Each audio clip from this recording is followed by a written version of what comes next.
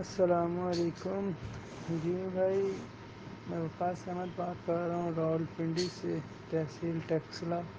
تو آپ سے میں نے یہ انفارمیشن لینی تھی کہ یہ جو انگورا بیلٹ ہیں یہ گرمیوں میں مطلب چھت کے اوپر اگر رکھے جائیں شیڈ بنا کے تو وہاں پہ اس کو رکھا جا سکتا ہے، کیونکہ گرمی تو بہت زیادہ ہوتی ہے اور بجلی وغیرہ بھی بہت زیادہ جاتی ہے۔ تو اگر اے سی نہ ہو، ٹمپریچر زیادہ ہو، تو کیا اس صورت میں اس کو ہم رکھ سکتے ہیں؟ بتائیے گا۔ اور ٹیکسلا واکینٹ یا یہ راولپنڈی میں جس نے رکھے ہوئے ہیں اس کا کانٹیکٹ نمبر آپ دے سکتے ہیں؟ تو پلیز بتائیے گا۔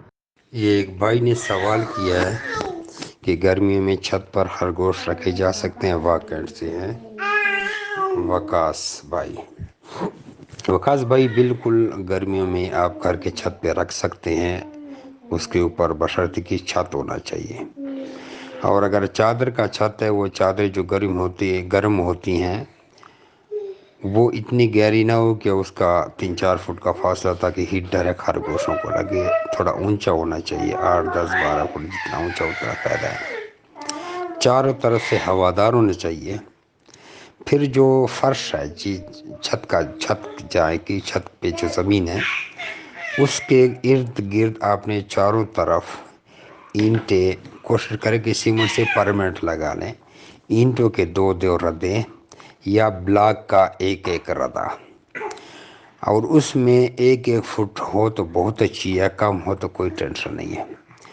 اس میں آپ نے ڈالنی ہے پہلے 4-5 انچ مٹی، اس کے بعد آپ نے ڈالنی ہے ساری ریت، اور چھت پہ آپ نے پانی اور ریت کو بالکل تر کر دینا ہے۔